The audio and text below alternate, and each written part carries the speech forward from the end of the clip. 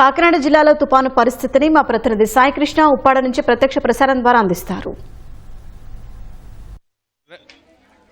షాహీన్ మొంతా తుఫాను ప్రభావం కాకినాడ జిల్లాపై తీవ్రంగా ఉండనున్న పరిస్థితుల్లో 3 రోజులుగా మొత్తం తీర ప్రాంత గ్రామాలందరినీ కూడా ప్రజలను అప్రమత్తం చేసింది ప్రభుత్వ యంత్రాంగం.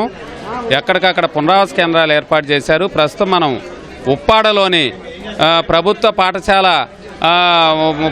పాఠశాలలో ఉన్నాం. ఇక్కడ పెద్ద ఎత్తున వరద బాధితులు వచ్చున్నారు. మొత్తం కూడా బాధితులందరూ సుమారు 1000 మంది వరకు కూడా ఇక్కడ పునరావాస కేంద్రంలో ఏర్పాటు చేశారు. సాధారణంగానే ఉప్పాడను తీర ప్రాంతం సముద్రం ఎగిసేసి పడుతుంటుంది. ఇళ్ళన్నీ కూడా కబలించిన పరిస్థితి. అందుకనే ముందస్తుగానే ఉప్పాడ తీర ప్రాంత గ్రామాల ప్రజలందరినీ కూడా ఆయా పునరావాస కేంద్రాలకు ఏర్పాటు చేశారు. ఇక్కడ మనం ఉప్పాడలోని ప్రభుత్వ పాఠశాలలో ఏర్పాటు చేసిన కేంద్రంలో ఉన్నాం. రాత్రి నుంచి కూడా ఇక్కడ భోజనాలు ఏర్పాటు చేశారు. అట్లాగే ఉదయం అల్పాహారం కూడా అందిస్తున్నారు.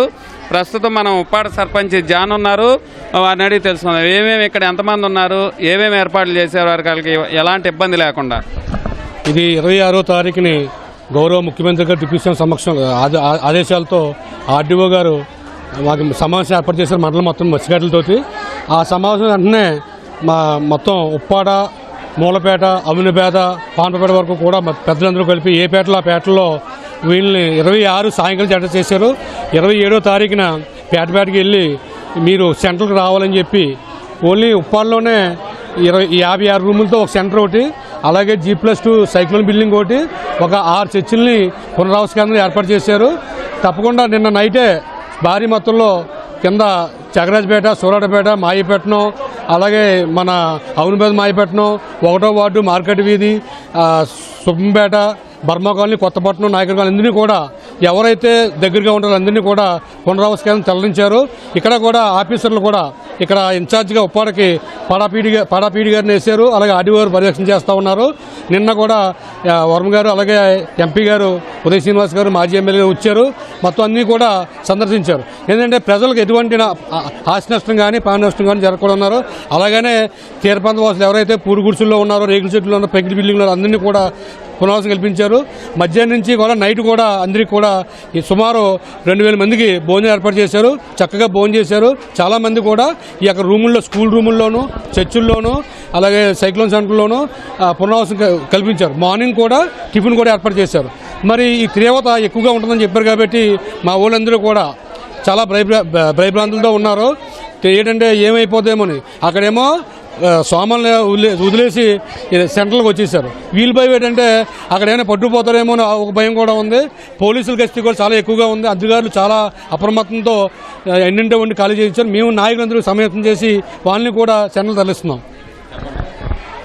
ఇది మొంతా తుఫాను ప్రహారంగా మత్స్యకారులు ఎంతో బాధపడుతున్నారు. సందర్కోతకి ఎంతోమంది బలి అయిపోతున్నారు. వీళ్ళ గురించి ముఖ్యమంత్రి గారు, ఎమ్మెల్యే పవన్ కళ్యాణ్ గారు వీళ్ళ గురించి గుర్తించి వీళ్ళకి మంచి సహారం అందించాలని కోరుతున్నాం. జగరాజ్పేట అండి మాది. బాగానే చూస్తున్నారు. అందరూ అధికారులు అందరూ వచ్చారండి. అయితే నిన్న నైట్ మేము ఇక్కడ తరలించారండి. అసలు మేము మా కొంపలు పోతే భయం కదా. మా కొంపలు పోతే మేము వాళ్ళు వచ్చినప్పుడు మేము రాకపోతే మీ కొంపలు మేము కాపలాగా ఉంటాం. మీరు వెంటనే వెళ్ళి స్కూల్లో ఉండండి, మీరు భోజనాలు కూడా పెడతారు, అన్ని మీకు సౌకర్యంగా చూస్తారని చెప్పారండి. పోలీసులు అందరూ వచ్చి, అధికారులు కూడా చాలా మంది వచ్చారండి. ఆదివారం నైట్ నుంచే వచ్చి మమ్మల్ని సురక్షితంగా ఉండమని చెప్పారండి. ఆదివారం నైట్ నుంచే వచ్చేసారండి అందరూ కూడా, అధికారులు అందరూ కూడా. అయితే నిన్న ఉదయం నుంచి కూడా మాకు కూడా తిరిగారండి పోలీసులు అందరూ కూడా. రాత్రి కూడా 12-1 గంట అయిన దాకా మాకు కూడానే ఉన్నారండి. మమ్మల్ని బాగానే చూశారు, భోజనం పెట్టారు, ఉదయం టిఫిన్ కూడా పెట్టారు. మేము పిల్లలతో పాటు ఇక్కడికి వచ్చామండి. మా కొంపలు అక్కడ ఉండిపోయాను. మేము సముద్రవారినే ఉన్నామండి. మేము బాగా సముద్రవారిని ఉన్నాం. ఎందుకంటే మాకు ఈ సమస్య ఇదివరకు కూడా ఎప్పుడు ఉన్న సమస్యనండి. మాకు ఎప్పుడు సముద్రం తీరం జరిగినా మేము ఇంకా ఇలా పరిగెత్తుకు రావడమే. అయితే మాకుంటూ గొట్టేస్తే మాకు ఇంత సమస్య రాదు కదండి. మా కోసం మేము అధికారులందరూ చేసి మాకు గొట్టు వేయాలనేసి మేము ఆదేశిస్తున్నామండి. గొట్టు కోసమే ఎక్కువ మాట్లాడుతున్నామండి. మాది జగరాజ్పేట గ్రామం అండి. ఈ తుఫాన్ నిమిత్తగా సంవత్సరం మాకు తుఫాన్ వచ్చినప్పుడల్లా మేము రోడ్డు ఎక్కవలసి వస్తుంది. మరి తుఫాన్కి మేము రోడ్డు ఎక్కుతున్నాము. మరి ఆ గొట్టి ఏదో పడితే మరి మా ఇల్లు కాసుకొని మేము మా ఇల్లులో ఉంటామని మేము కోరుకుంటున్నాము. మరి మాకు కూడా గొట్టుపడాలి, మా ఇల్లులు కాపాడుకోవాలని మాకుంటుంది. మరి ప్రతి చుట్టూ మేము రోడ్డు ఎక్కడ వస్తుంది. మరి అయితే ప్రభుత్వం అయితే మమ్మల్ని బాగా చూస్తున్నారు, బాగా ఎంకరేజ్ చేస్తున్నారు, మా వెంటే ఉంటున్నారు, చూస్తున్నారు. మరి ఈ దీనికి కూడా మరి ఏదో చేయాలని మేము ఆశిస్తున్నాము.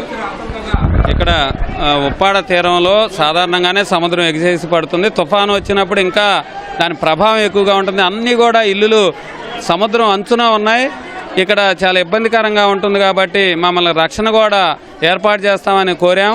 దాని ఉప ముఖ్యమంత్రి పవన్ కళ్యాణ్ కూడా స్పందించారు, ముఖ్యమంత్రి స్పందించారు. ఆ రక్షణ కూడా ఏర్పాటు చేస్తే ఈ ఉప్పాడ తీర ప్రాంత గ్రామాల్లో తుఫాన్లు వచ్చినా మామూలు రోజుల్లో కూడా సముద్ర కెరటాల నుంచి తమకు రక్షణగా ఉంటుందని ఉప్పాడ మొత్తం తీర ప్రాంత మత్స్యకార గ్రామ ప్రజలందరూ కోరుతున్నారు. ఈ పునరావాస కేంద్రంలో ప్రభుత్వం చేసిన ఏర్పాట్లు చాలా బాగున్నాయని కూడా వారు చెప్తున్నారు. ఇక్కడే ఉంటున్నాం. ఈ సముద్రం ఈ మొత్తం మంతా తుఫాను ఇక్కడి నుంచి తగ్గే వరకు కూడా ఈ ఏర్పాట్లన్నీ కూడా పూర్తి స్థాయిలో అధికారులు ఏర్పాటు చేశారు. అట్లాగే కూటమి ప్రజాప్రతినిధులు కూడా ఇక్కడికి వచ్చి ఎప్పటికప్పుడు పర్యవేక్షణ పరిస్థితి అయితే పునరావాస కేంద్రాల్లో ఉంది. కెమెరామెన్ రాజశేఖర్తో సాయి కృష్ణ, ఈటీవీ న్యూస్.